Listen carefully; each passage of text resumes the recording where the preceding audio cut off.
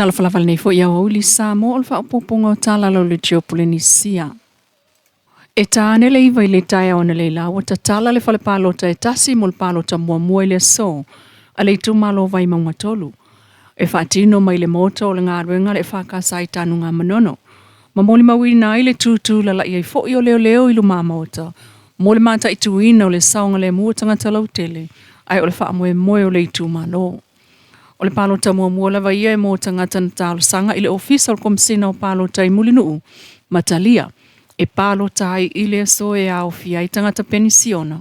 O tangata iai mana o ngatu mau maisi o iai mafua anga tala whianga iai. O le asa freile nei mua mua me whaato a whaatino ai le palota la i titi. A le tu malo mai se fulu tasi fa le palota ua atofa mo na wha moe moe. E o fiai whal palota e lua i mangiangi o le hola le whakasama le hola le STA. O le metotisi whaato ia, AOG leone, lua whal palota i matautu le whakasama o mataututa, ma le whakasama o mataututai. E whakasai tanu ngā manono, le Ross Hall mo papauta, ai o le whakasai vai lima, e whakasai vawala, katoliko mo malolo le lei. E ese mei whalpalota whaasawali, ma le whalpalota whaapitoa mo savai i le hola tinamta mai ta i sale lolonga. O vai maunga tolu e te o whaamatai. O le naitu malo o o tau wā mai mo le no fuai au fiai, ma le tamali ina manu malo i le palota tele lua o lua lima. O le isi leitu malo tele o atu i le luas fulfao na fioanga, ma le whaita wafe o lona lola, peitai. O le tele o nā tangata palota saula to langlango ina vang wha upo whai, a le HRPP, Human Rights Protection Party, e peo na manu malo o mai eilo la tau sui lea ua wha mawai, a e lei atoa sona tau sanga i le nfoa. A e tu sai ma le tula fono whai ngā palota, a sui le vanga wha upo whai le whai pule, e ta tau na wha mawai, a e toi whai le palota alona i tu malo e peo na iei lea so, e lua matai o le tu malo vai maunga tolu. O lo tau wā mai wha atu to atasi mo le HRPP, ma le sui na wha mawai mai le no foa, o se e ane tau wā mai mo le fas. O le aso na tātou moli mau inai le ngā solo atu tangata iei mana o ngā tūmau. E au fiai e o wha au ngāno fua tū lei, na usupo ane i le mau tau le whakasai tanu ngā manono. Pau leo le whalpalota mo le palota mua mua vai maunga tolu.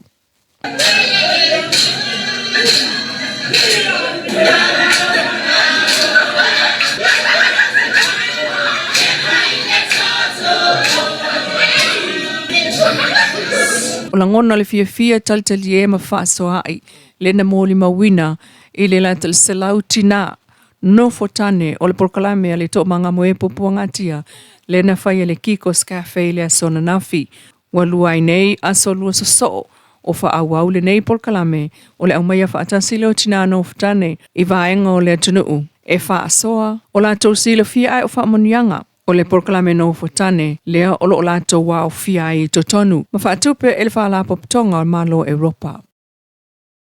Elena o Samoa leo lo whaiai la pata inga mo le whae tete i teo ngā tupe. O lo whaia fo ila pata inga lava i New Zealand ana pulenga o maketi tau tupe po le New Zealand Financial Markets Authority, o le Reserve Bank of Tonga, Australia ASIC, United States Regulators and Canadian Security Regulators, ai o le Central Bank of Bahamas, ai o le Central Bank of Bahamas.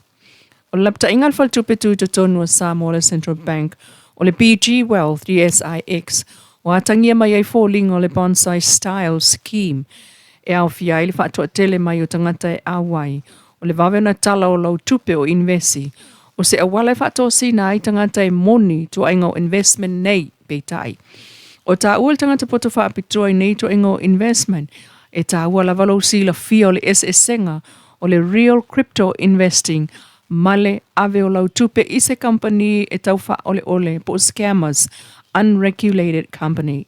Ma ia manatua fo'i mo le taimi nei e le i whaatanga ina le whaatu la fono i Samoa o le cryptocurrencies. Lona winga a whai te invest i le crypto e whai la vai oe lau suenga mo le saunga le mua lau tupe. Ai ao na e sila fia e te le lava e se esenga o le investing in cryptocurrency directly, ma low investi, i le company e le i laisene ina whaaltu la fono e trade mo oe. O low investi i le cryptocurrency directly, E te whaatontonu lava oe le trading o lau tupe, o lo o investi. Ai o le investi i le kampania le ilaisarina wha le tūla fono. O lo wha moe lea i le isi tangata na te whaia le trading po le whaatontonu wina controlling o lau tupe o lo o invest. E tulilo ina pēr tātou te la FOU le mata upu le nei i Samoa. Talu lavona maua uta o loa sa au mai whaanana ai whala au whaasaina mai tutuila i le 5 masina taluai. Wa mai tawina ele o toi tutusai nei le au whai o uta. Sama sa niona malanga mai ma le MV Lady Samoa FOU. Mai le tātou paanga wha moe ina i tutuila. Wa tele lava se sao o le masini whaapitoa le iei le wafua Samoa i loa ai o loa au mai whaasoli tūla fono mai tutuila mo le wafu i matautu. O le masina Novema lu o lo 5 le na mawai le tasi 10 kilo kalama o le aisa i pusa moa malulu na maua le office o tute.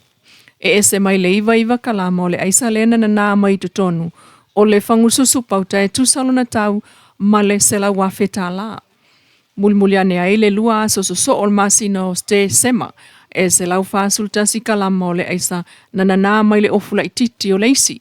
Ma le ono kalama aisa na nā mai le pusa moa.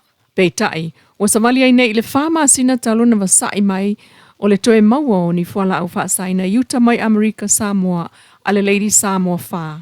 Ina ua ngalulu e whaatase nei le ofisa o le loia Silia Amerika Samoa, ma le ofisa o ngafa ma le taunu watu o le waa a Samoa i le wafu i whangatongo. O ai inga e au fiai, le tau fiai o seila i lungo le waa, wa le o toe o i lungo le wafu e peo na mōli mawina e le tātou pa anga mai Amerika Samoa. O taimi ua mawai sasa o loto lava le whewa i o seila o le Lady Samoa i fafo ma le waa. E le taimi e la wai le uta o loa wha amamoli mauta tangata malanga. Wa le aise nala asanga e peo na li putia mai.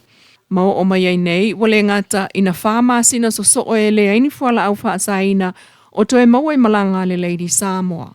Ai wa whaaititi a fo i o loa mauta wha amamoli e tangata e la wane au mai i Samoa. O le isi la asanga wo o ia ile si tio o puipuinga o le vātua oi ma Amerika Samoa. O le mawhaino toe au maia se uta i Samoa i lunga o le waa vanga nai ua avane umafa maunga toa tusi o le ata ID o le tangata o lo lafo mai ai se wha momoli. Talu le nātu langa wha malosi o moli mawina e iai lava tangata e toe molo au ai lava le lafo mainga o se wha momoli pe a tapa atu ni wha maunga ai maise o se ata ID. Ma so longa file mua mai ai, fo launga ta iwalu ile se fulu itu la le Lady Samoa FOU, mai Amerika Samoa wha atasil vai aso, tu ua mata autu ile po le stofi, ai toe tau nuu mai, ile tai au le stonai. Tala nao ne iau uli mai lau le tio Polynesia.